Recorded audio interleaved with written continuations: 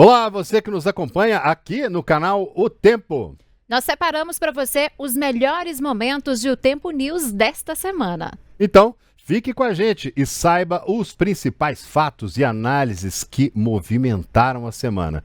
É só continuar aqui. Os primeiros pagamentos do INSS vão ser liberados já no próximo dia 24. Eu estou falando isso aí em relação ao ressarcimento, né? Aposentados e pensionistas que foram vítimas aí de descontos indevidos, né? Então, a partir do dia 24, o cronograma prevê pagamentos diários em lotes de até 100 mil pessoas, até que todos sejam esses pagamentos sejam concluídos, né? E esse pagamento vai seguir a ordem cronológica da adesão ao acordo que foi proposto, né? Portanto, aqueles que aderirem primeiro vão receber antes, vão receber primeiro também, né? E quem recorreu à justiça, ingressando com uma ação judicial contra o INSS, também pode aderir a esse acordo. Mas aí deve desistir do processo para não ser duplamente beneficiado. Além das adesões espontâneas, o INSS vai fazer contestação automática para beneficiários em situação de vulnerabilidade. E aí as pessoas são os seguintes, né? Os perfis, pessoas que tinham mais de 80 anos de idade. Em março de 2024, indígenas também estão nesse grupo e quilombolas. A partir da data em que o beneficiário questionar as cobranças, as entidades têm até 15 dias para comprovar que esse desconto foi feito legalmente. Caso contrário, esses valores cobrados vão ser restituídos ao beneficiário pela União, né, que vem tomando aí medidas, portanto, na tentativa de assegurar a responsabilidade das entidades e dos representantes legais, como até mesmo a solicitação, né, e bloqueios judiciais de bens e valores. E em um vídeo publicado nas redes sociais, o presidente Lula afirmou que o acordo pactuado e homologado pelo Supremo Tribunal Federal vai garantir o dinheiro de volta integralmente e corrigido pela inflação. Meus amigos e minhas amigas, você que é aposentado e pensionista, que teve desconto indevido na sua aposentadoria pelas quadrilhas montadas no governo passado, o nosso governo convida para, a partir de hoje, aderir ao acordo realizado com o Ministério Público Federal, a Defensoria Pública da União e a Ordem dos Advogados do Brasil, e homologado pelo Supremo Tribunal Federal, que garanta o seu dinheiro de volta integralmente e corrigido pela inflação. O INSS começa a fazer os pagamentos em uma única parcela a partir do dia 24 deste mês. A Polícia Federal está investigando e os responsáveis pelos prejuízos aos aposentados serão julgados e punidos. Afinal, a aposentadoria é um direito sagrado. E ainda de acordo com o presidente do INSS, dos cerca de 9,3 milhões de beneficiários consultados, cerca de 3,8 milhões questionaram os descontos de mensalidades associativas nos benefícios, né? E desses, pouco mais de 1.860.000, né, de aposentados e pensionistas já estão aptos aí a aderir ao acordo. Os demais ainda estão em processo de análise.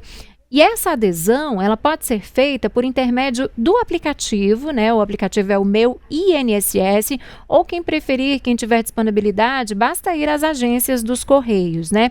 Lá no aplicativo, o interessado ele deve acessar a aba Consultar Pedidos, né? Então você vai acessar essa aba, vai clicar no item Cumprir Exigência, assinalar na sequência a opção Aceito Receber, localizada lá no fim da página, né? Lá no finalzinho. E aí você vai clicar, por fim, em enviar, tá bom? Só clicar que vai ser feito todo o processo. Não é necessário você anexar ou enviar qualquer documento além dos já apresentados, né? Bom, e para a gente esclarecer algumas dúvidas sobre esse assunto, nós vamos conversar agora aqui no Tempo News com a advogada especialista em direito previdenciário, Janaína Braga, a quem eu já dou as boas-vindas aqui no Tempo News. Janaína, essa adesão aí, a gente pode falar, de certa forma, que ela é vantajosa para os aposentados e pensionistas? Boa noite para você, bem-vinda.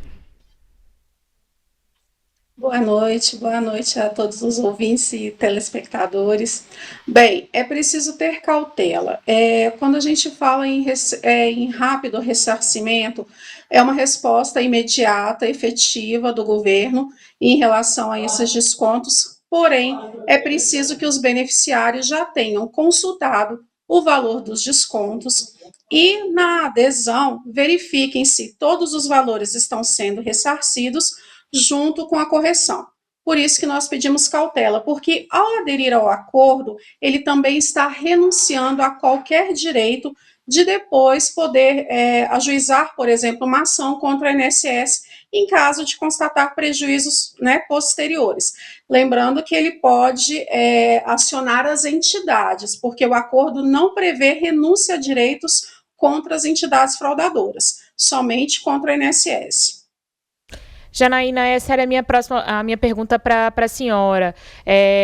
Quando ali, né, o aposentado que sofreu algum tipo de prejuízo, ele decide, portanto, né, aderir ali ao acordo com o governo, mas se ele descobre, por exemplo, que na verdade ele perdeu, ele foi mais prejudicado ainda, lá para frente, daqui a alguns meses, daqui a alguns anos, ele pode acionar o INSS na justiça, ele pode acionar as empresas que fraudaram, mesmo se descobrir, se tiver uma noção de que o prejuízo foi muito maior, mas daqui para frente, daqui a um tempo?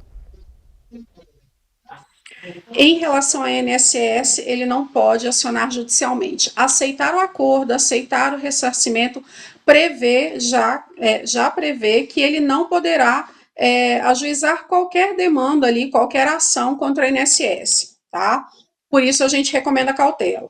É bom procurar ali um advogado da sua confiança, alguma pessoa que conheça. Nós sabemos que muitas pessoas não têm facilidade com o meio digital, então é importante agora, né, com os correios que ficarão à disposição, não só para as contestações que ainda não foram feitas, muitos segurados ainda não verificaram se tiveram desconto, como também os correios ficarão à disposição ali para demonstrar os valores que serão pagos. É preciso, antes de aceitar o acordo, verificar se não está tendo nenhum prejuízo. Em relação às entidades fraudadoras, sim, ele pode ajuizar a ação, mesmo que aceite esse ressarcimento pago pelo governo.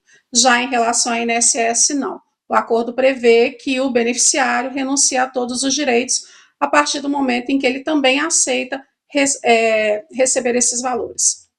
Agora, muito tem se falado, principalmente hoje eu vi nas redes sociais, se o beneficiário ele aceitar esse acordo aí com o INSS agora, ele pode abrir mão futuramente, por exemplo, de solicitar a devolução em dobro deste valor? Sim. O que acontece? A devolução em dobro, normalmente, ela é determinada em um processo judicial. É o que a gente chama de repetição de indébito. Eu recebo o valor correspondente ao meu prejuízo, mais o dobro dele. A partir do momento que eu não posso mais ajuizar uma ação, quando, né, eu faço adesão a esse acordo, então eu estou renunciando também a esse direito de ter a restituição em dobro.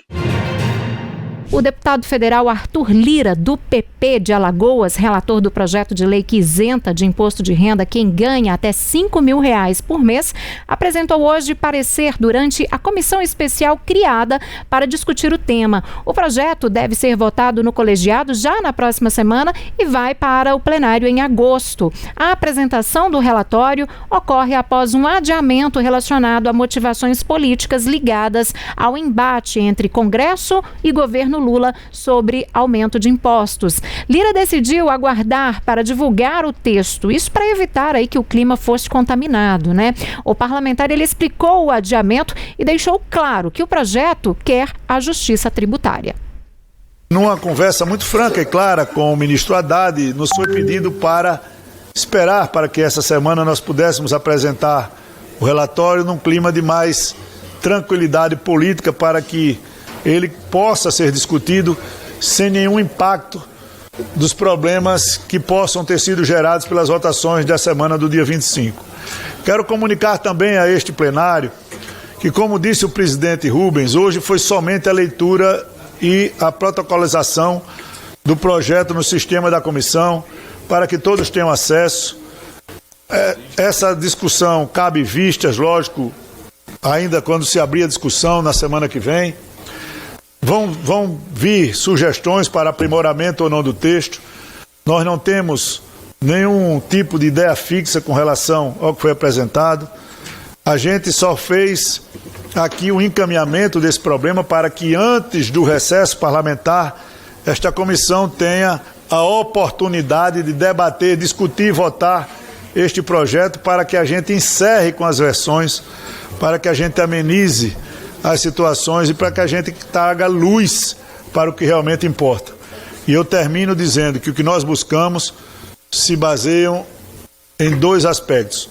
Neutralidade, esse projeto não tem um interesse arrecadatório, não deve ter, e se depender da nossa vontade não terá, e justiça tributária para aqueles que menos ganham no Brasil. Muito obrigado.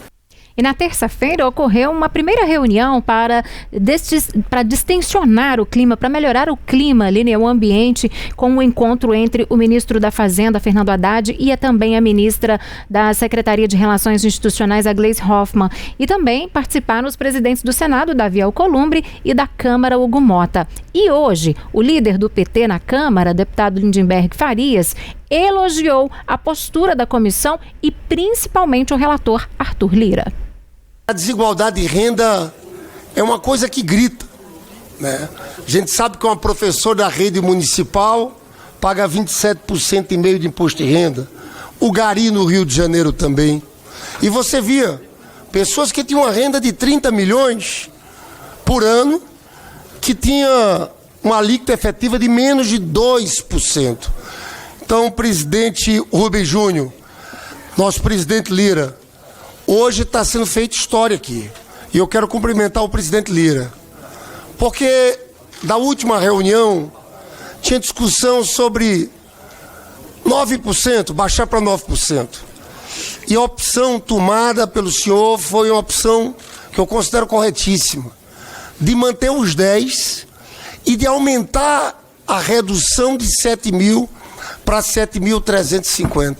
Eu acho, sinceramente, de verdade, que hoje a gente está escrevendo uma página importante da história do país ao enfrentar um debate que era um debate que estava congelado, se dizia impossível de avançar. E para compensar a perda de arrecadação, Lira manteve, a proposta do governo de tributar uma alíquota progressiva sobre renda de até 10% para quem ganha aí acima de R$50 mil por mês. E Lira também afirmou que a tributação das rendas mais altas vai gerar aí uma arrecadação de 34 bilhões, enquanto a isenção para as rendas de até 5 mil, redução proporcional até 7 mil, geraria despesa de 25 bilhões de reais. Para manter a neutralidade da proposta, o relator ampliou, portanto, a faixa destes descontos parciais de 7 mil para 7.350 reais. Lara Alves está conosco ainda. Lara, pelo que a gente viu hoje transcorreu com tranquilidade aí, essa reunião. Será que vai seguir esse assunto agora? Vai ganhar um mar mais tranquilo por agora? O que a gente pode esperar, hein? Pois é, Síria, a perspectiva com a relatoria do ex-presidente Arthur Lira é que, de fato, esse projeto tramite com bastante facilidade na Câmara dos Deputados. Hoje ele apresentou esse relatório, que é um parecer sobre aquele texto original que foi enviado pelo Palácio do Planalto e que garante a isenção do imposto de renda para quem ganha até R$5 mil de salário, e agora foi concedido um prazo para que os deputados analisem esse texto. A perspectiva é que a comissão especial que foi criada para debater esse tema vote o relatório na quarta-feira. Agora, quando ele vai para o plenário, aí só no segundo semestre, ainda demora um tempo. A gente precisa lembrar que semana que vem é a última semana de trabalho legislativo antes do recesso dos deputados e senadores. Você citou um ponto sobre algumas mudanças que foram feitas pelo Arthur Lira nesse relatório, e eu queria tratar duas delas com vocês, porque logo depois da apresentação ele concedeu essa coletiva e explicou algumas coisas. Inicialmente, o texto que chegou do Palácio do Planalto indicava que as pessoas que ganham até R$5.000 teriam isenção total do imposto de renda e que entre R$5.000 e R$7.000 teriam um desconto gradual ali de tarifas de 75% até 25%, seguindo uma tabela que foi definida pelo governo para essas pessoas que ganham até R$7.000. E ele fez uma mudança, ele amplia essa faixa de R$7.000 para R$7.350. Então, o que ele propõe nesse texto e que deve de fato ser aprovado é que para quem ganha até R$7.350 vai ter um desconto no imposto de renda. E por que isso é importante? Lira reclamou que foi acusado por alguns setores, inclusive reclamou do trabalho da imprensa, que criticaram porque ele não queria manter a alíquota do imposto mínimo em 10% para as altas rendas, né? Altas rendas é considerado quem ganha mais de R$1.200.000 por ano. Pois bem, ele tinha pensado inicialmente, isso foi veiculado, foi bastante discutido também nos bastidores, reduzir essa alíquota proposta pelo governo inicialmente de 10% para entre 8% e 9%. Pois bem, ele decidiu então que manteria em 10%, mas ampliaria essa faixa. Qual é o objetivo disso? O Lira argumentou que esse texto não tinha neutralidade, ou seja, que a mudança no imposto de renda tinha fins arrecadatórios, que o governo queria ganhar dinheiro e aumentar as receitas a partir desse projeto. E ele entendeu que esse não era o fim, não deveria ser o fim desse projeto de lei do imposto, da isenção do imposto de renda. Então, o que ele faz ele ajusta, amplia essa faixa de 7.000 para 7.350 e mantém aquela alíquota de 10%. Esse texto deve sofrer algumas alterações, alguns deputados devem apresentar emendas ao texto nos próximos dias e a versão final do relatório vai ser votada na quarta-feira, já penúltimo dia antes do recesso parlamentar. O deputado federal Nicolas Ferreira, do PL de Minas Gerais, voltou a divulgar vídeo nas redes sociais e desta vez ele postou um vídeo em que critica a campanha de ricos contra pobres lançada pelo governo Lula e pelo PT, depois aí de uma série de derrotas, no Congresso, incluindo a derrubada do decreto presidencial que aumentava o IOF. Na publicação, Nicolas afirmou que o discurso divide o país e disse que a taxação dos super ricos impactaria aí a geração de empregos. Ele também fez ataques à primeira-dama, Janja, afirmando que ela quer fazer as taxações por inveja de quem tem mais dinheiro que ela. Então, vamos assistir parte deste vídeo.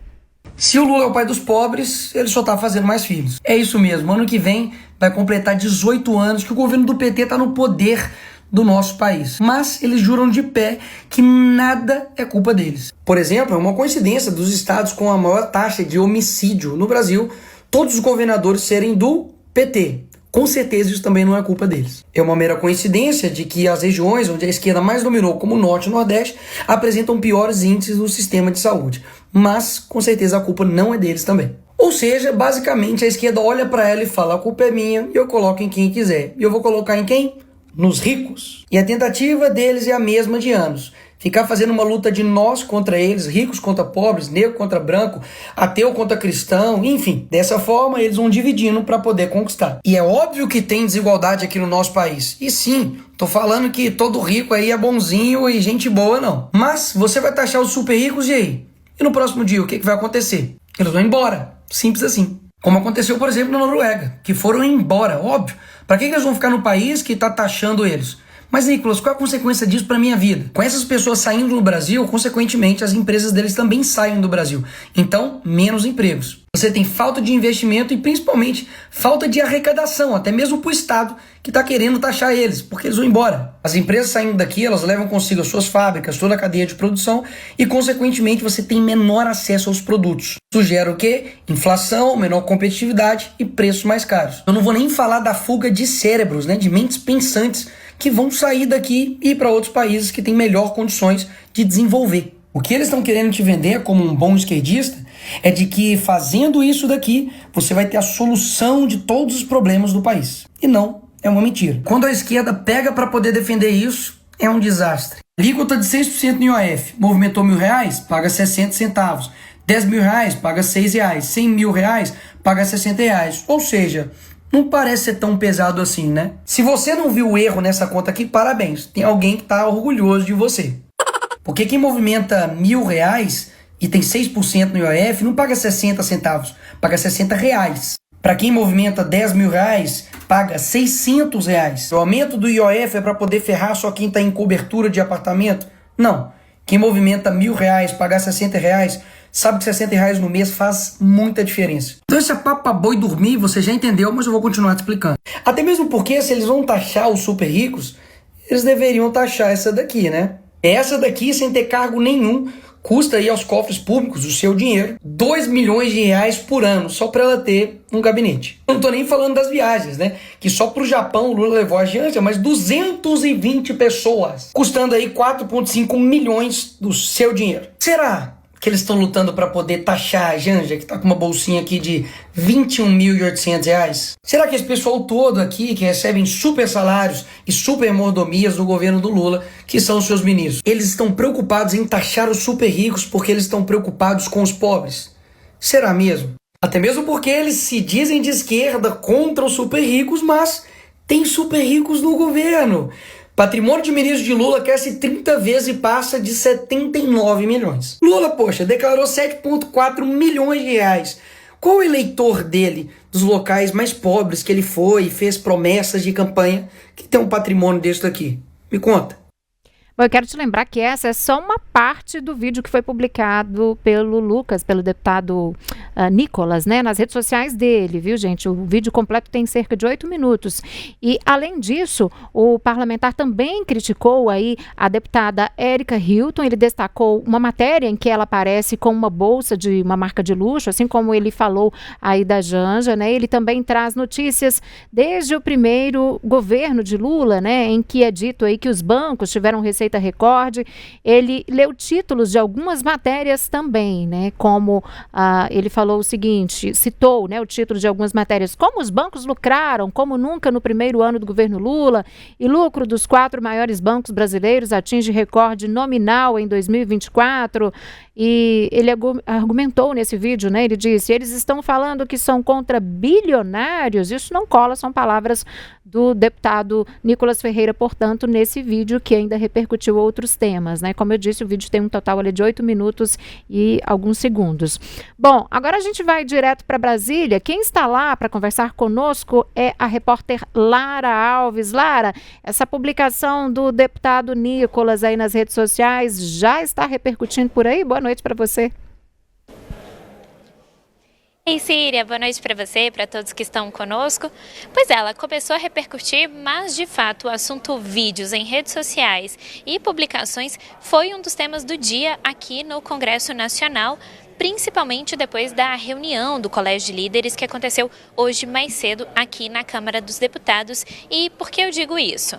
Alguns líderes que saíram da reunião expressaram em off, né, quando eles decidem não dizer quem são, mas eles passam as informações, contaram que, de fato, o presidente Hugo Motta tem demonstrado uma grande insatisfação com vídeos e publicações nas redes sociais e essa onda de mensagens que tem circulado, principalmente tratando desses temas polêmicos que são discutidos aqui no Congresso Nacional e mais especificamente no âmbito da Câmara dos Deputados. Pois bem, esse vídeo do deputado Nicolas Ferreira, ele cita a questão do IOF, que foi talvez o início dessa grande batalha digital, ou dessa etapa, pelo menos, da batalha digital, que é travada, de certa forma, entre o Palácio do Planalto e o Congresso Nacional. O vídeo do Nicolas acaba respondendo a uma narrativa que tem sido bastante usada pela equipe do presidente Lula para tratar de alguns projetos que são votados aqui na Câmara dos Deputados. Uma narrativa do nós contra eles, dos ricos contra pobres, uma metáfora que é inclusive bastante usada pelo ministro Fernando Haddad, ministro Rui Costa e outras personalidades ali do governo Lula, né? Sobre o andar mais alto, a cobertura não pagar, enquanto os andares mais baixos acabam pagando impostos muito mais altos. Pois bem, ele responde a isso. Isso foi bastante importante porque há uma avaliação de que a derrubada do decreto que elevou as alíquotas do IOF partiu também de uma grande pressão da oposição nas redes sociais. Inclusive, hoje mais cedo, o ministro Fernando Haddad falou sobre esse tema durante uma entrevista ao portal Metrópolis. Ele diz que aconteceu um verdadeiro inferno nas redes sociais em relação ao decreto do IOF. Logo em seguida, o que a gente teve foi uma expressão muito grande também nas redes sociais e ali já capitaneada pela base, pelos governistas e pelo Palácio do Planalto em relação a outras propostas, como, por exemplo, o aumento dos deputados aqui na Câmara, que foi um projeto aprovado tanto na Câmara quanto no Senado Federal e enviado para a sanção do presidente Lula. Isso fez, de certa forma, com que o governo ganhasse essa etapa da batalha, mas surgiram inevitavelmente alguns ataques, uma onda de ataques ao presidente da Câmara dos Deputados, Hugo Mota. Isso incomodou profundamente. Alguns líderes que estavam nessa reunião de hoje disseram que ele está bastante irritado, ficou muito chateado com tudo o que aconteceu. Inclusive, houve até um pedido de desculpas e uma manifestação de solidariedade do líder do governo, José Guimarães, e da ministra das Relações Institucionais, Gleisi Hoffmann, ao presidente Hugo Mota. Mas fato é, esse assunto está em pauta aqui na Câmara dos Deputados e temas como regulação da inteligência artificial, principalmente no uso de vídeos, nesse ano que antecede as eleições, e ainda a regulação das redes sociais voltou à discussão e esteve ali presente durante a reunião do Colégio de Líderes. É importante lembrar, principalmente tratando sobre regulação das redes, que existe um projeto já bastante avançado, mas que travou aqui na Câmara dos Deputados. No ano passado, o então presidente Arthur Lira criou um grupo de trabalho para discutir essa proposta e criar uma versão final desse texto. Mas o que aconteceu é que essa proposta nunca saiu do papel e esse grupo sequer se reuniu. Agora existe uma pressão capitaneada ali pelo líder do PDT, o deputado Mário Heringer de Minas, para voltar essa discussão aqui na Câmara e tentar combater essa grande onda de ataques que tem acontecido no ambiente digital. Fato é que a oposição é uma grande força contra esse projeto, inclusive o líder Zucco, que é da oposição, criticou bastante esses ataques que têm sido dirigidos ao presidente da Câmara, Hugo Mota, mas disse que não é hora de tratar de regulação das redes, que esse é um tema que não deve ser discutido de forma alguma e que o que deve ser feito é sim pressionar o Palácio do Planalto para entender se houve uso de verba pública para dirigir esses ataques à Câmara dos Deputados. Inclusive, tem alguns requerimentos correndo aqui na Câmara que querem explicações do ministro Sidônio Palmeira, da Secretaria de Comunicação Social, e também do ministro Frederico Teixeira, das Comunicações, para saber se de fato houve uso de gasto público para impulsionar essas publicações dirigidas principalmente a Hugo Mota e à Câmara dos Deputados. Vocês vão se lembrar, por exemplo, que uma das hashtags que mais bombaram nos últimos dias foi Congresso da Mamata. Então esse tema está bastante em voga, está sendo bastante discutido e de fato gerou um incômodo muito grande e o presidente Hugo Mota tem manifestado isso às pessoas mais próximas a ele, mas ainda sem indicar o que vai ser feito, se ele vai ajuizar, se isso vai ser tema de alguma nova legislação aqui na Câmara dos Deputados. Síria. Tá certo, Lara, muito obrigada pela sua participação, um ótimo trabalho por aí. E agora só atualizando mais uma questão relacionada aqui ao deputado Nicolas, o Ministério Público Federal Eleitoral de Minas Gerais apresentou hoje denúncia contra Nicolas Ferreira e também aliados dele pela divulgação de vídeos com ataques ao então prefeito de Belo Horizonte, Fuad Noman, na eleição municipal do ano de 2024. Segundo o Ministério Público, Nicolas e o deputado estadual Bruno Engler praticaram aí difamação e divulgaram propaganda eleitoral com fatos sabidamente verídicos em alusão a um livro escrito por Fuad, né? A acusação pede, portanto, a suspensão dos direitos políticos dos denunciados, né? E ainda, segundo o Ministério Público, Nicolas também descumpriu determinações judiciais para que removesse o vídeo aí das redes sociais dele ainda em outubro do ano passado e passou, portanto, ainda, segundo aí o MP, a publicar a debochar publicamente, né, da decisão judicial. E além da suspensão dos direitos políticos, o MP pediu uma indenização por danos morais também nessa questão. A Justiça do Estado da Flórida, nos Estados Unidos, mandou intimar novamente o ministro do STF, o Supremo Tribunal Federal, Alexandre de Moraes. A ação foi apresentada por uma empresa que pertence ao presidente dos Estados Unidos, Donald Trump, e por uma plataforma de vídeos. As empresas acusam Alexandre de Moraes de ter desrespeitado leis norte-americanas e praticado censura ao determinar que perfis sejam bloqueados nos Estados Unidos. O novo documento emitido pela Justiça da Flórida dá um prazo de 21 dias para que Alexandre de Moraes responda aí a um dos advogados que é citado no documento. A notificação diz ainda que, caso não haja resposta, será proferida uma sentença por falta de contestação por parte do acusado em relação à ação. Fontes próximas ao ministro relataram que ele ainda não havia recebido a notificação, a informação. E este não é o primeiro pedido de intimação enviado para Alexandre de Moraes. No mês passado, uma ação igual foi emitida pelo Tribunal do Distrito Médio da Flórida, o mesmo que movimentou o processo hoje. Em fevereiro de 2025, as empresas tentaram, sem sucesso, fazer a citação contra o magistrado em outro processo do tipo. Bom, então vamos contextualizar para você entender do que nós estamos falando, por que se chegou a este ponto, né? O ministro Alexandre de Moraes, ele determinou a suspensão de uma plataforma de vídeos em fevereiro deste ano. E antes disso, ele deu 48 horas para que a empresa indicasse aí um representante legal aqui no Brasil. A decisão ela foi tomada em razão da manutenção na plataforma de um canal do blogueiro, do influencer Alan dos Santos, que está foragido e mora nos Estados Unidos, né? E de não terem sido localizados aí também representantes, isso na época, né, da empresa aqui no Brasil, para serem notificados sobre a determinação de bloqueio do perfil. O pedido de Moraes fez com que a companhia, então, junto com o grupo Trump Media e Technology Group, acionasse aí a Justiça dos Estados Unidos. Eles alegaram que decisões de Moraes violam soberania do país e o acusaram de infringir a primeira emenda da Constituição americana, que trata da liberdade de expressão. Bom, nós vamos conversar agora também com a advogada especialista em direito internacional, ela que é membro da Comissão de Direito Internacional da OAB, a Ordem dos Advogados do Brasil, aqui de Minas Gerais, a Sara Batista, a quem eu já dou as boas-vindas. Boa noite, Sara, e já começo perguntando, né? Em um caso como esse que a gente está falando aqui do Alexandre de Moraes, né? É necessário, portanto, que ele vá aos Estados Unidos responder aí à justiça americana? Boa tarde a todos, é um prazer estar aqui hoje. Eu acho que, independente de posicionamento partidário, essa é uma questão que merece ser avaliada de acordo com o direito internacional. Então, em relação à presença física,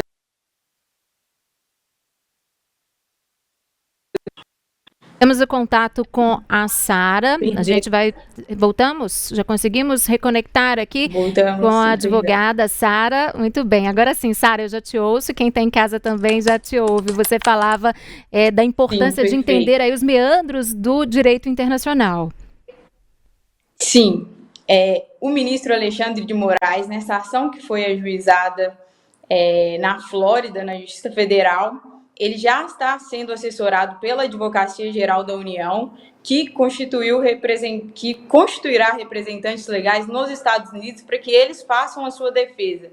Então, o seu comparecimento presencial aos Estados Unidos para essa finalidade não é necessário.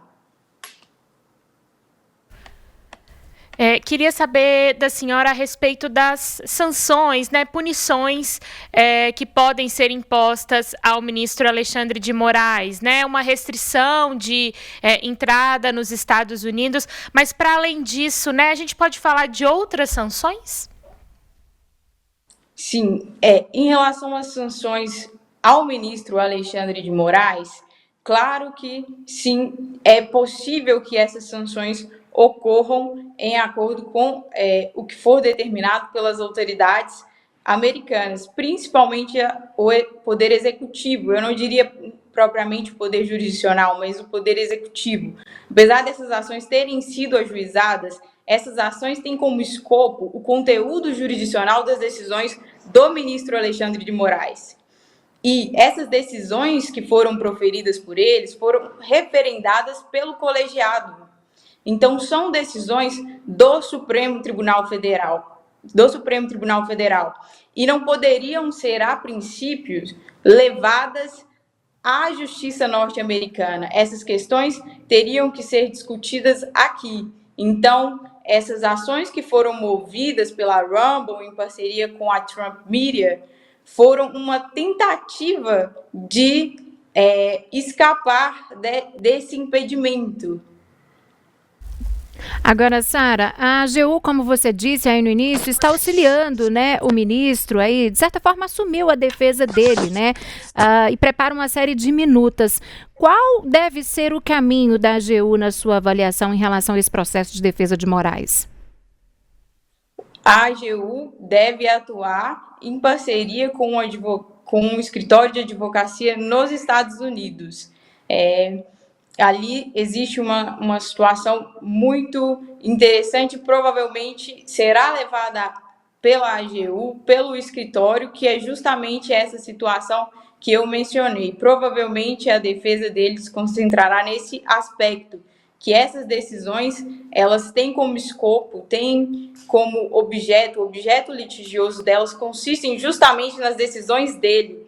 E as decisões dele foram proferidas ali como representante do Estado. E os Estados Unidos não poderiam acionar o Brasil judicialmente no país deles. Eles teriam que fazer isso no Brasil, e eles não fizeram.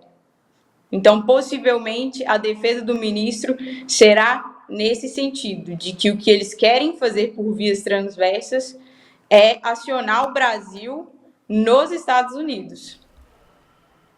A gente sabe que as empresas, elas têm sede aí nos Estados Unidos, né? Mas elas estavam atuando aqui no Brasil. Como que fica a situação? O que diz a legislação internacional neste caso, né? A empresa tem sede em um país, mas de certa forma está atuando em outro. Certo, isso é uma questão muito interessante que foi um ponto de destaque no Brasil, inicialmente com o X, o Twitter, e agora com a Rumble. Por quê?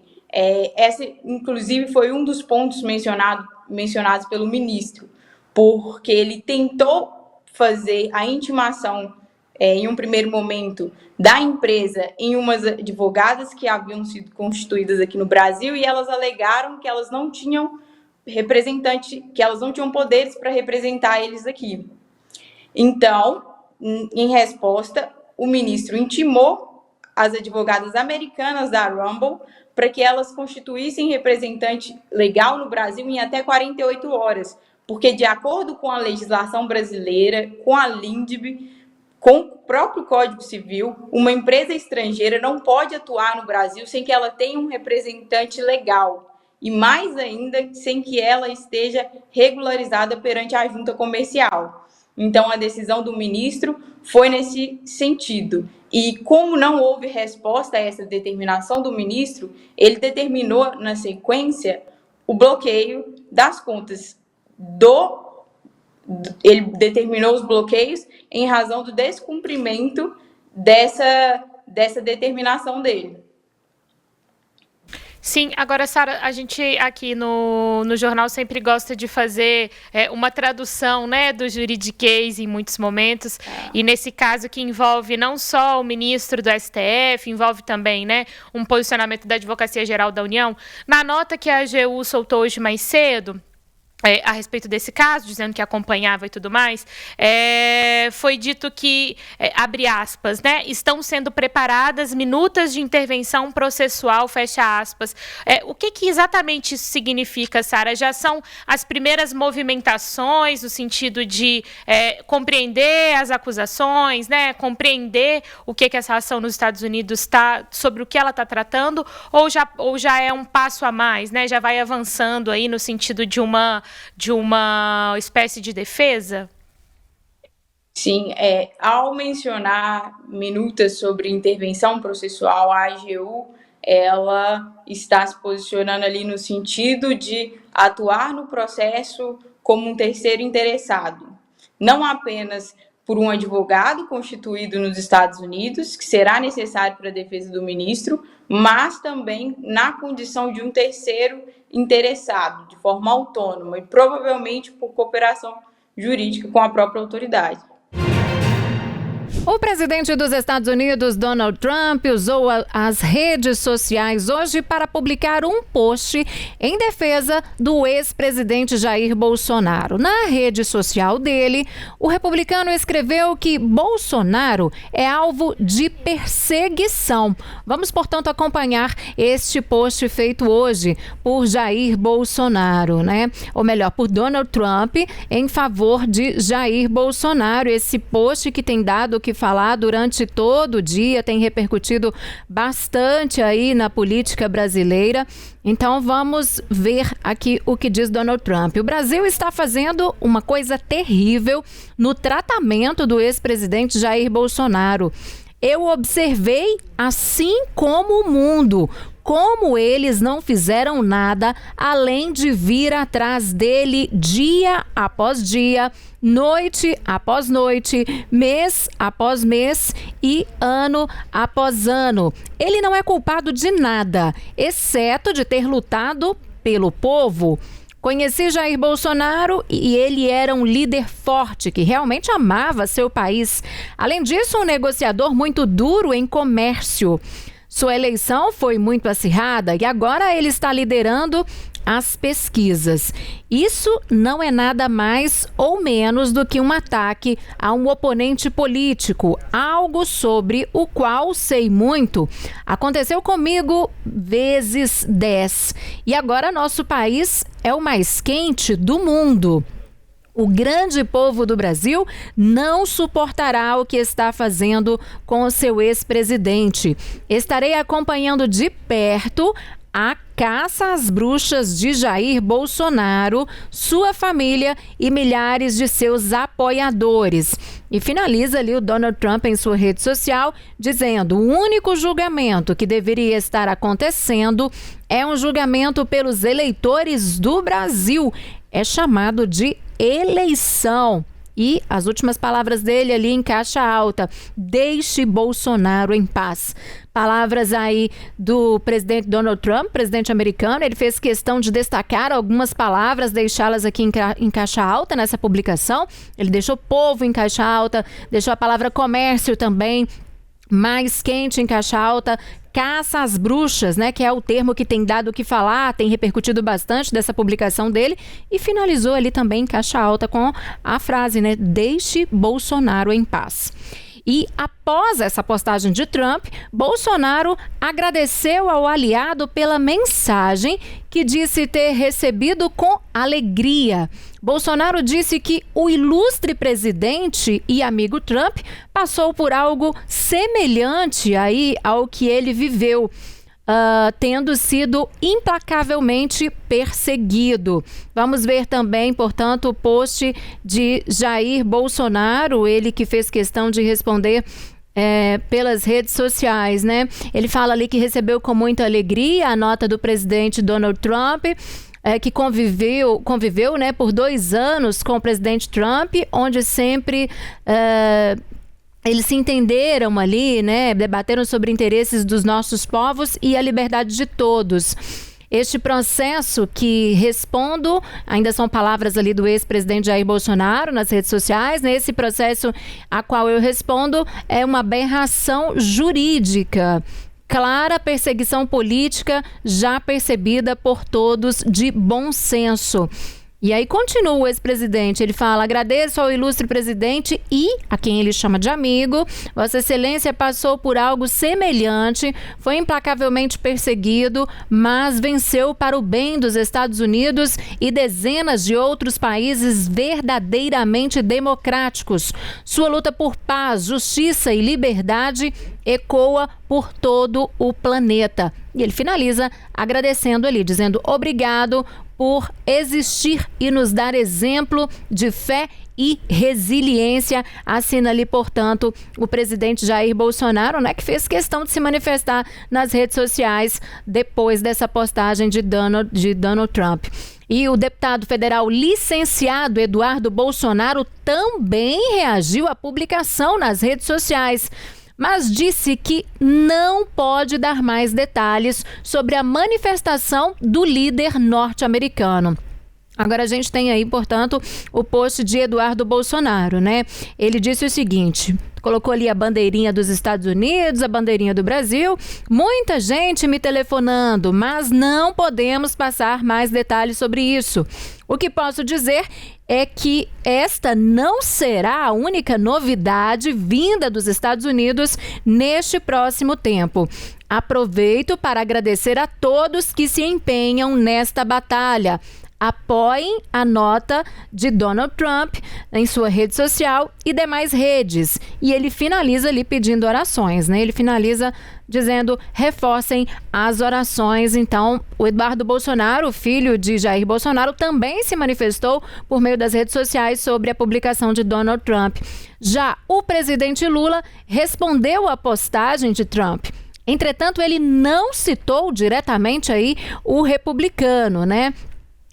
Vamos lá então, Lula, que disse o seguinte ali, olha, a defesa da democracia no Brasil é um tema que compete aos brasileiros. Somos um país soberano, não aceitamos interferência ou tutela de quem quer que seja.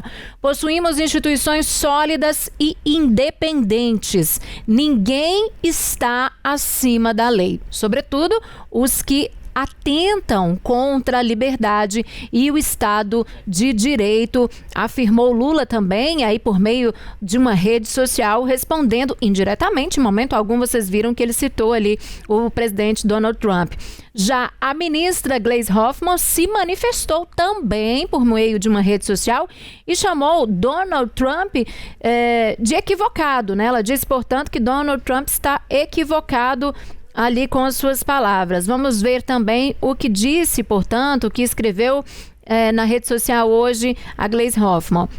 Ela começou dizendo o seguinte, ela já citou diretamente o presidente, né? Donald Trump está muito equivocado se pensa que pode interferir no processo judicial brasileiro.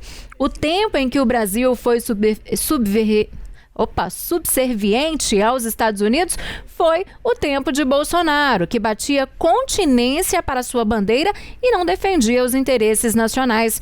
Hoje ele responde pelos crimes que cometeu contra a democracia e o processo eleitoral no Brasil.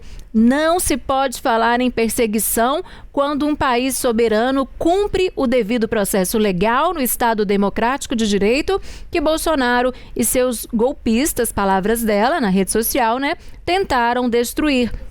Ainda segundo ela, o presidente dos Estados Unidos deveria cuidar dos seus próprios problemas, que não são poucos, e respeitar a soberania do Brasil e também do nosso judiciário. Então, Gleisi Hoffmann já foi o oposto ali da forma como o presidente Lula se manifestou nas redes sociais, né, indiretamente.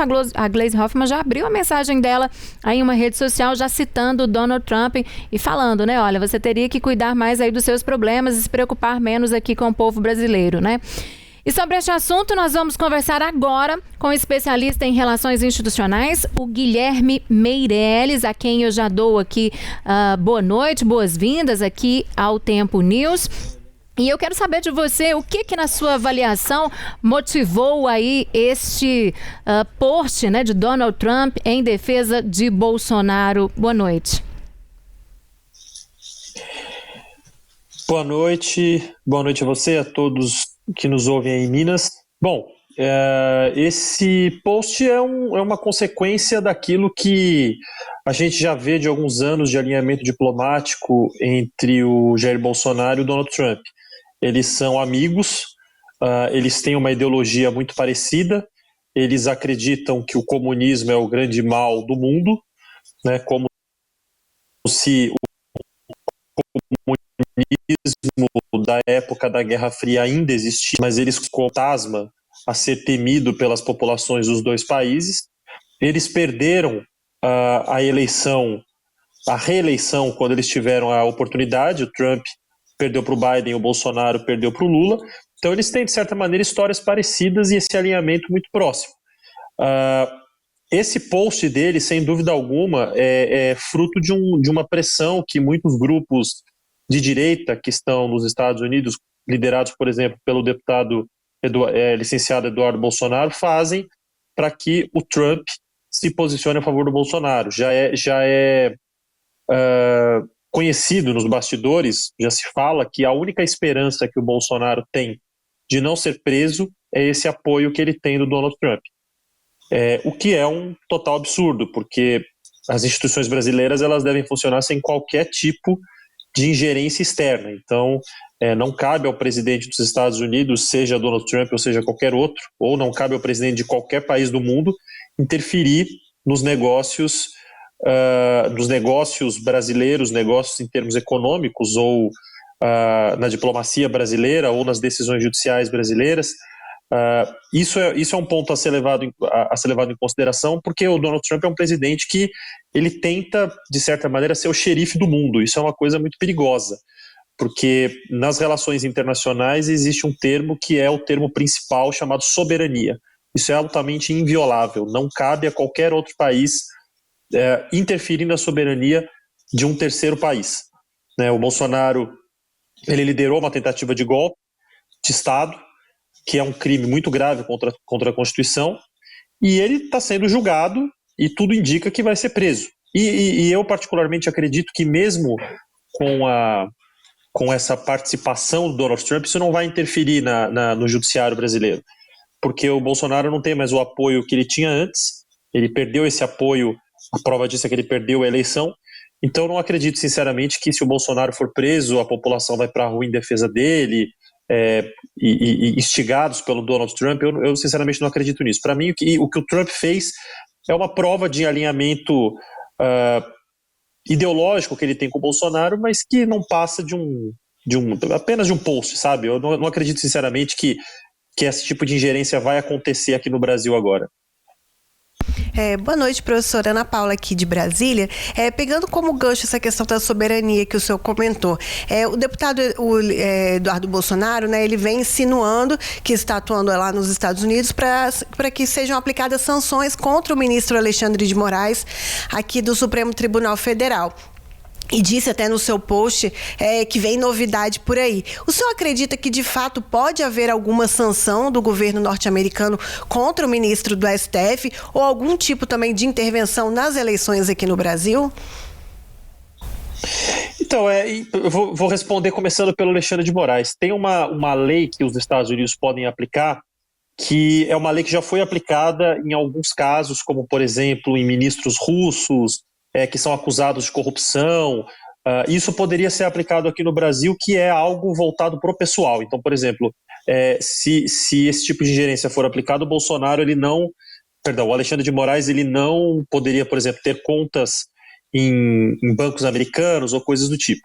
Eu, particularmente, não acredito que isso vá acontecer, porque não existem provas de que o Alexandre de Moraes ele tem feito um julgamento tendencioso. Isso, quem fala isso está tomado por narrativas totalmente absurdas. O julgamento que ele faz é baseado na Constituição. Ele está julgando um cidadão que, independentemente do cargo que ocupou, tentou dar um golpe de Estado. Isso está provado. Aliás, provado não, os indícios mostram isso e ele está julgando e tudo indica que vai ser provado.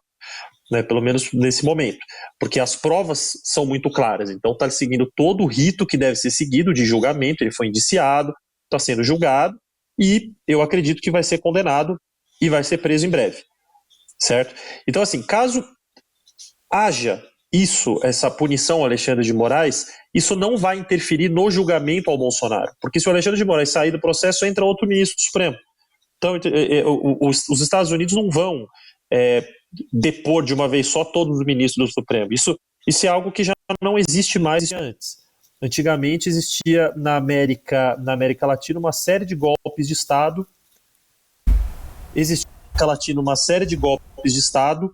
Que eram patrocinadas pelos Estados Unidos, como aconteceu no Chile em 1973, aconteceu no Brasil em 1964, aconteceu na Argentina em 1976, eram golpes de estados patrocinados pelos Estados Unidos. Então, quartéis iam para as ruas com dinheiro dos Estados Unidos, com dinheiro da CIA.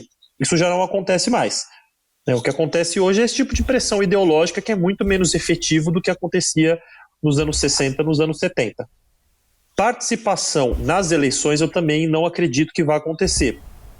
Por quê? Porque os Estados Unidos, porque o sistema eleitoral brasileiro ele é muito sólido, né? Ele é muito consolidado nos últimos anos. Então, ele se consolidou nos últimos anos. Então, sinceramente, não acredito nessa possibilidade.